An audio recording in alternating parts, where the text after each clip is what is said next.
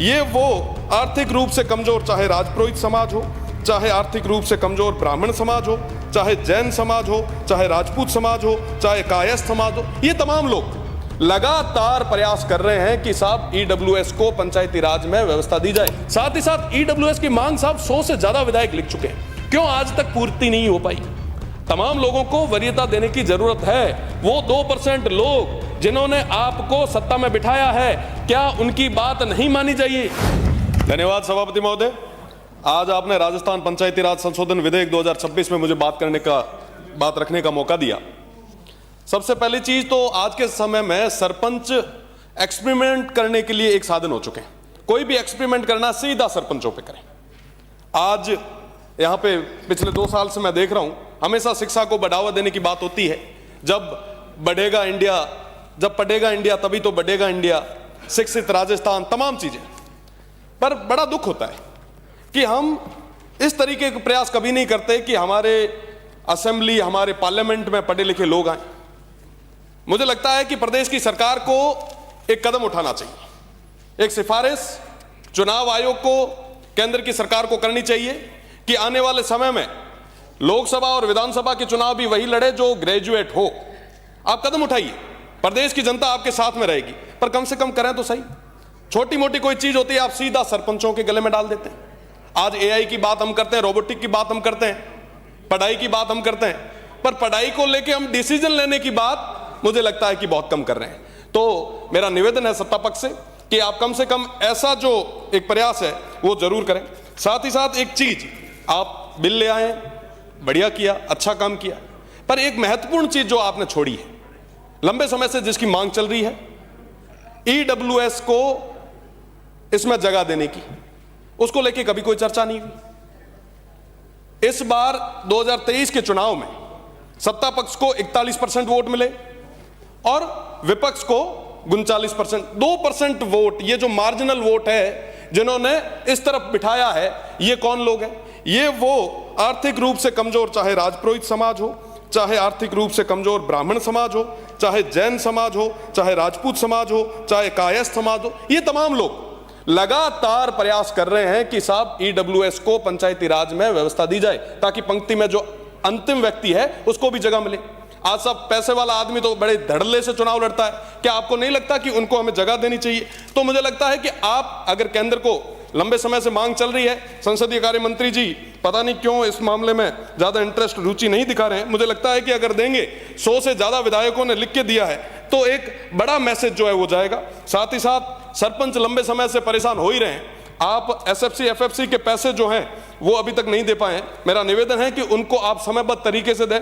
महानरेगा सामग्री का भुगतान 31 मार्च से पहले अगर बकाया राशि देंगे तो निश्चित रूप से काफी फायदा जो है उनको मिलेगा। साथ ही साथ एक बड़ी समस्या, प्रधानमंत्री आवास ग्रामीण और शहरी की जो बकाया किस्तें हैं, उनको लेके भी लंबे समय से तमाम जो हमारे सरपंच वगैरह है वो परेशान हो रहे हैं। इस बारे में भी आपको सोचना चाहिए। ग्राम सभाओं को आप लोगों ने कमजोर कर दिया। आज के समय में तमाम जो लोग हैं, जो मल्टीनेशनल कंपनीज है या कोई भी छोटा मोटा कोई होता है, तो एनओसी तक ग्राम सभा से नहीं ली जाती है, ग्राम पंचायतों से नहीं ली जाती, तो उसके बारे में सोचने की जरूरत है। साथ ही साथ विगत 17 सालों में अल्प मानदेय पर कार्यरत पीड़ित और शोषित नरेगा संविदा कर्मचारियों, विद्यालय सहायक, पंचायत शिक्षकों को स्थायीकरण पर कर चुनावी संकल्प में जो आपने एक जो वादा किया था, मुझे लगता है कि उनको अगर आप नियमित करेंगे तो उसका बड़ा फायदा होगा। ग्राम रोजगार सहायक, डाटा एंट्री सहायक, लेखा सहायक, कनिष्ठ तकनीकी सहायक, एमआईएस मैनेजर, विद्यालय सहायक और पंचायत शिक्षक, ये सारे लोग लंबे समय से प्रयास कर रहे हैं कि साहब कैसे भी करके नियमित करें, पर उनको लेके भी हमने कोई अभी तक नहीं की। आप ये डिसीजन, आप जो नियम लाए हैं, आप जो विधेयक लाए हैं, हम स्वागत करते हैं, पर साहब इनके बारे में भी तो बात करनी होगी। आज के समय में मैं माननीय मंत्री जी को बताना चाहूंगा कि मैं इंटरनेशनल बॉर्डर से आता हूं। आप स्वच्छ भारत, स्वच्छ राजस्थान की बात करते हैं, स्वच्छता के नाम पे किस तरीके से घोटाले हो रहे हैं आप अगर धरातल पे जाके देखेंगे। रामसर में, मैं एक आपको स्पेसिफिक अर्ज कर देता हूं कि रामसर में तमाम चीजें हुई, हमने उसके लिए आपको पत्र भी लिखा।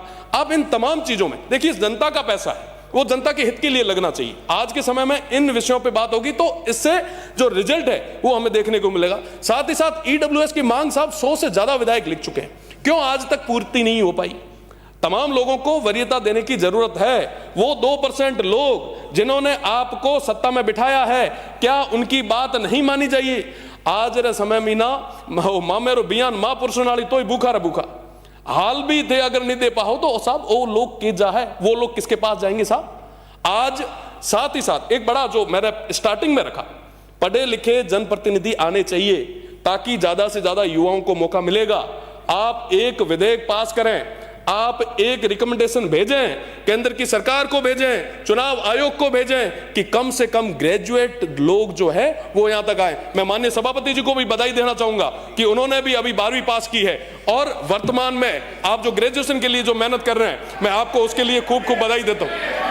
बीए पास की है, एमए पास की है, और इस तरीके से अगर आने वाले समय में पढ़े लिखे लोग आगे आएंगे तो निश्चित रूप से ये राजस्थान आगे बढ़ेगा, ये देश आगे बढ़ेगा। और इन तमाम विषयों पे बात करने की जरूरत है। साथ ही साथ हीट वेव और पानी की कमी पश्चिमी राजस्थान में बहुत ज्यादा हो रही है।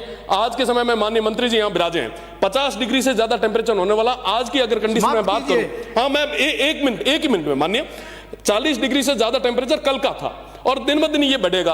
पानी की बहुत बड़ी कमी होने वाली है। वेस्टर्न राजस्थान को लेके आप विशेषकर एक बार मीटिंग करवाएं, और जो पानी वाले मंत्री जी अभी तो बिराज रहे थे, शायद इधर उधर चले गए, वो इंद्र भगवान से एक बार निवेदन भी करें और आप भी थोड़ी मेहरबानी पश्चिमी राजस्थान पे करें ताकि पानी की कमी नहीं रहे। बहुत बहुत धन्यवाद।